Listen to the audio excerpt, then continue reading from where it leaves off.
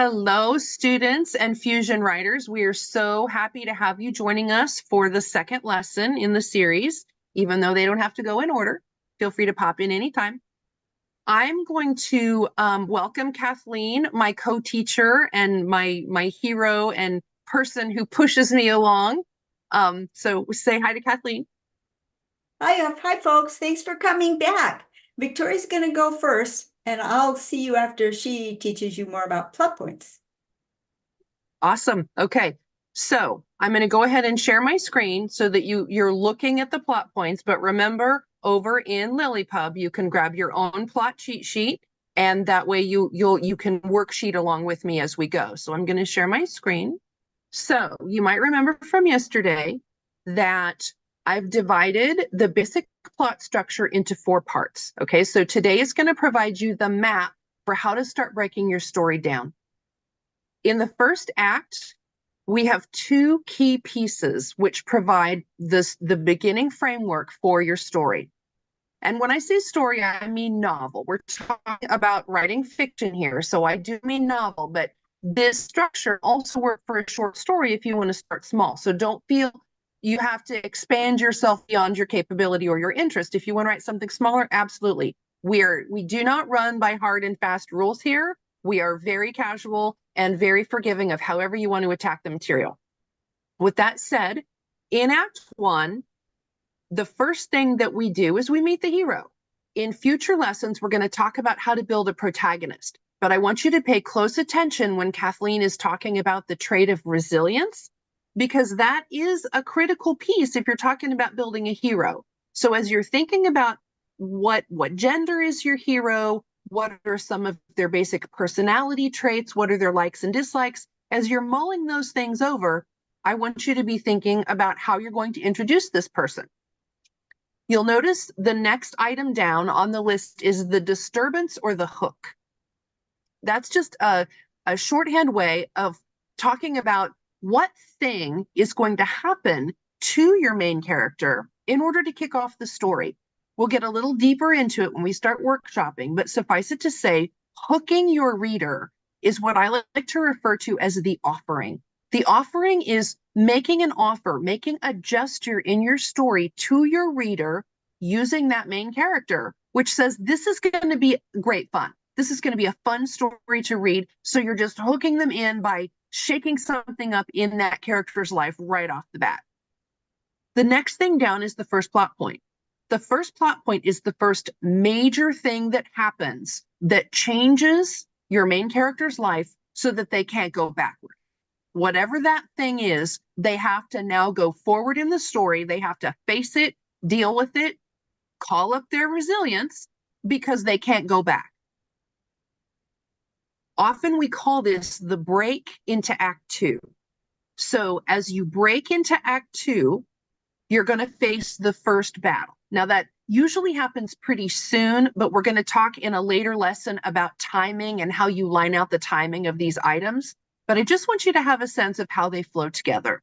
So your first battle is when your hero is faced with that first major challenge. Usually that's also when they first meet either the villain or the antagonist. And we're going to talk about the differences between those in a future lesson. So we'll put a pin in that. But after the first battle, generally your hero is going to get kicked down, and that's going to bring them to the midpoint. The midpoint is when your hero looks in the mirror and says, what have I become? What has become of my life? If I don't change, I am never going to get past this. That's a key feature where you're going to use resilience, because that's critical to your main character looking in the mirror and being able to muster their strength and get ready to push on into the story. As we get into Act 3, we like to call this is when that character becomes active. They're no longer just a passive participant in the story. They become active and they start gathering their forces. That brings them into the second battle, and the second battle's outcome is what launches them into the third plot point. The third plot point is what sets up your finale. So in Act 4, generally your villain is going to gain an advantage, and that's going to require your hero to muster all of their strength, all of their resources in order that they can push on through that final battle and then ultimately have their big win, their growth, their final change. And then you're going to wrap it all up in a bow at the end by giving them a rebirth, kind of a reflection, a nice soft landing. Show them in that new world that they have battled through in order to get to, and give your reader what I call the settlement. That's the satisfying ending that settles all of the things that you've offered throughout the story. So for this week, as you start thinking through resilience and the traits that Kathleen's going to talk you through, I want you to think about, how does that apply to the person that I envision as my main character? And how does looking at these 4 acts and these 8 plot points play in to the challenges that I can throw at them to demonstrate that resilience? So with that, I'm going to turn it over to Kathleen. I'm going to encourage you to get your plot cheat sheet so that you can start making those notes of what ideas, what scenes, what traits, what do I want to do with this main character, and how am I going to challenge them through the story? So thank you for your attention. I will hand the baton over. Thank you, Victoria, very much. It was an excellent presentation, and it really, the two fit in tremendously well. And I'd also like to remind you, one of the advantages of being over in LiLLiPub is this course is completely free over there. LiLLiPub isn't totally free, but it's not very expensive. So you'll find that the dues are quite low, but they give you all of the capabilities of LiLLiPub. And this course and all beginner courses at LiLLiPub are no extra charge. That's part of our motto. Beginning courses are always free on LiLLiPub, once you've paid your dues. Modest dues, very modest. So to get to the resilience, aspects of resilience, it's really tightly tied to the plot points.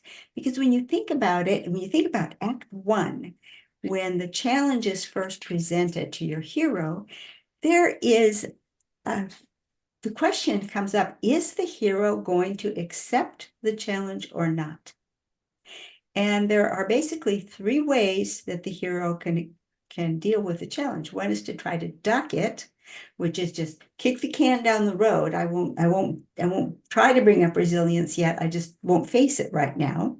But if you're a story, you will make him come to a spot where it has to be faced. And then there are the other 2 ways that can be handled. One is the temptation of cowardice, to just bristle and say, I can't do this. I'm not up for this. I can't do this.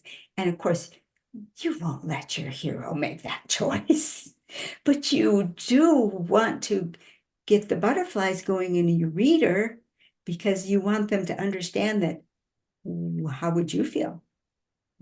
Would you be ready to go into that battle, or would you be saying, I don't know, is there any way I can duck this?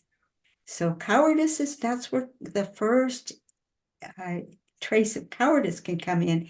But there's actually another mechanism which is equally problematic that you might not think about it, and that is recklessness. To just get in there, swish, swish, swish, and get it over with. It's the desire to force closure prematurely. I can just do this, and then it'll be all over.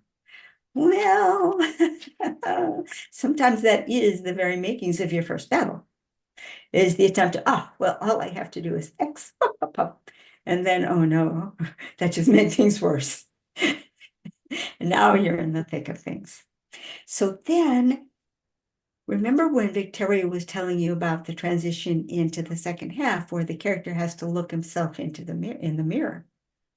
That's the point in time where now the hero really understands the challenges of the journey, and there's a big temptation. This is it. If he goes forward now, it's a real commitment. There's no backing out. So there's a strong temptation, and there's another internal battle for strength that requires resilience to get through that other battle.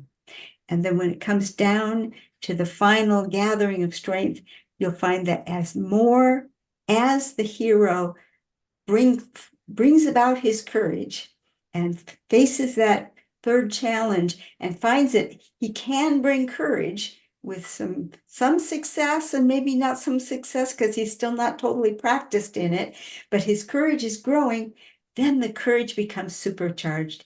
And by the time he faces that final battle. He's in there, heart, soul, leading the charge. And there's no question about the commitment. And that supercharging of that courage just comes right through the page because your reader has had the experience of all of those emotions throughout the story. So be thinking about those plot points, be feeling them, be feeling what would you feel like in that said setting? How would you feel? Because that is going to be what you're going to basically be wanting to sketch out. And we'll be there to help you. We'll be there to answer questions, especially Tuesday, Wednesday, Thursday. Think about it today. I mean, pardon me, Wednesday, Thursday, Friday. Think about it, pick up your materials, pick up your sheet on the resilience and what's involved in resilience, pick up the plot point sheet and start playing with it, ask your questions, talk to your classmates about it, and start getting a few things down on paper or file cards, as Victoria suggests. Actually, I like the bigger ones better. So thank you very much for joining us. And if we'll see you tomorrow over in LiLLiPub. Well, actually, if you come and say hi today, we'll say hi right back. So you don't even have to wait till tomorrow.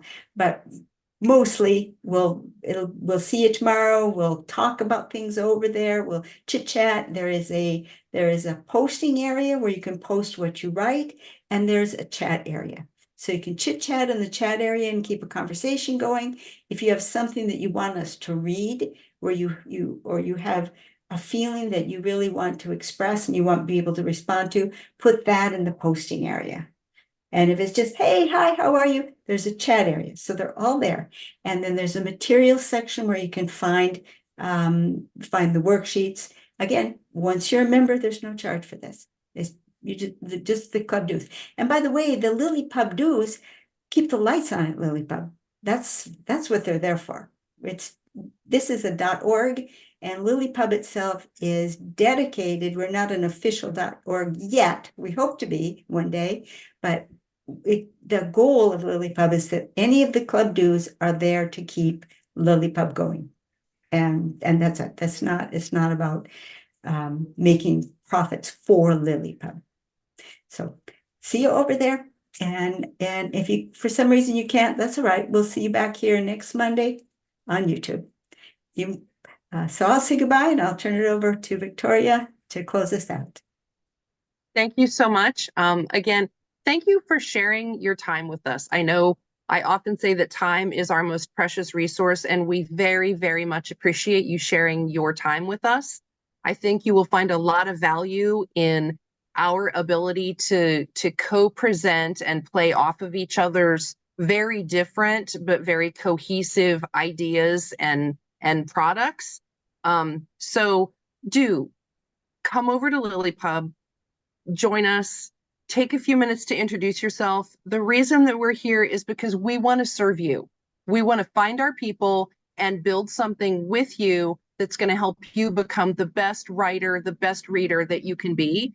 That's why we exist. So come join us. You are welcome. There are throw pillows and lovely bookcases all around. So take advantage of it, and we'll see you over there. Thank you so much. Bye-bye.